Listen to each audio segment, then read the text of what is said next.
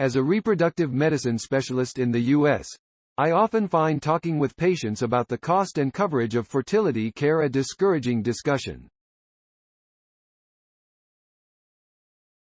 Despite infertility being an incredibly common and devastating disease, the extremely effective treatments that have been developed to enable infertile individuals and couples to have children are often not affordable and are therefore out of reach. This made me wonder, why is the cost of care for some diseases covered by insurance while others are not? Instead of criticizing payers for consigning infertility to the not covered bin, I choose to be curious. Why this disconnect? Infertility is clearly a disruption to the normal functioning of the body that results in harm or morbidity. But despite this clear fact, it took the American Medical Association more than 8 years to join the World Health Organization in defining infertility as a disease. This may seem an obvious or inconsequential point, but this declaration has an enormous bearing on how society views infertility and sends a clear message that infertility is not a mere inconvenience, it is a medical condition.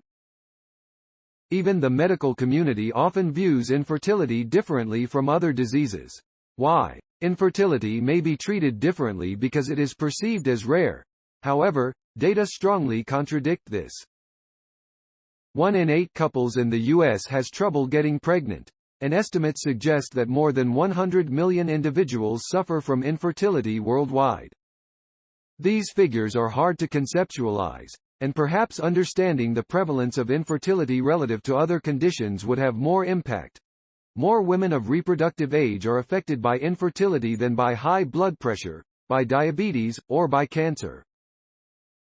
Although infertility is common, its associated stigma and an absence of physical manifestations can leave sufferers feeling alone and hide them from the unaffected, who therefore remain unaware of the sheer volume of people affected. In addition to misconceptions of infertility's prevalence, could the condition be viewed differently because it is seen as preventable?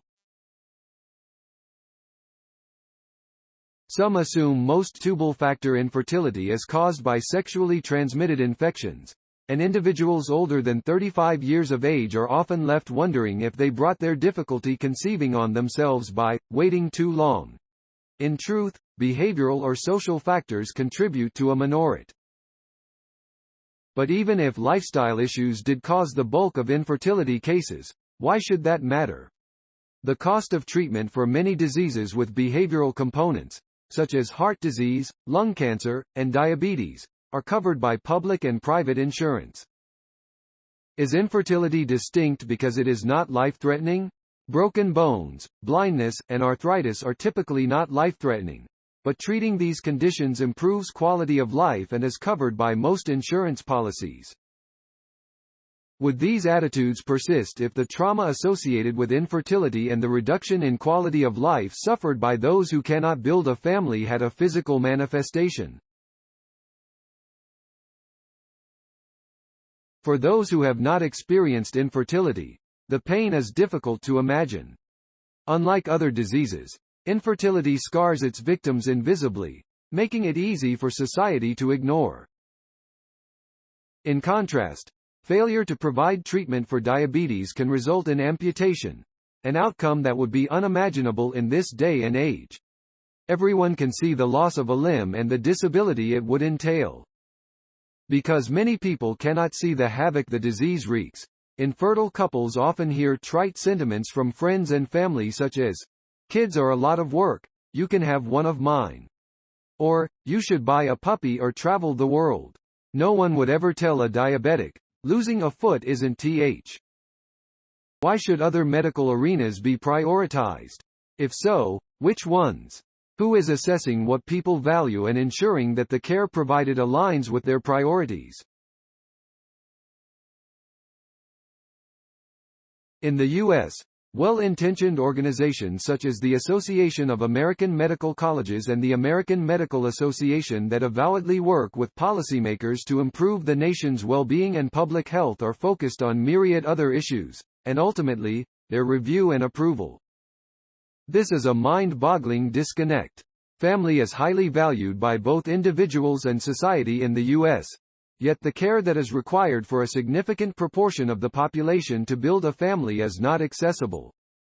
Black and Hispanic individuals have less access to assisted reproductive technology, as well as to other gold standard disease treatments, than their white counterparts are, exacerbating long-standing inequities in healthcare. Despite all of this, I am choosing to see fertility care in America through a lens of radical optimism. I have faith that we are becoming smarter healthcare consumers, and we will demand that the services covered by public and private insurance plans align with our healthcare priorities. I am confident that we recognize the inequality that has plagued healthcare delivery in the U.S. and that there is a genuine desire to reform the system to provide non-discriminatory care. I am convinced that surviving this pandemic has inspired decision-makers to rebuild this fragmented and inefficient framework from the ground up. Until then, I will continue to be one of the loudest voices in the room fighting for support for infertility care, and I hope that everyone will join me. She also serves as an assistant professor of obstetrics and gynecology and is the co-principal investigator of the uterus transplant for uterine factor infertility, entail, trial. Reach out to her on Twitter at KateO'Neill_MD.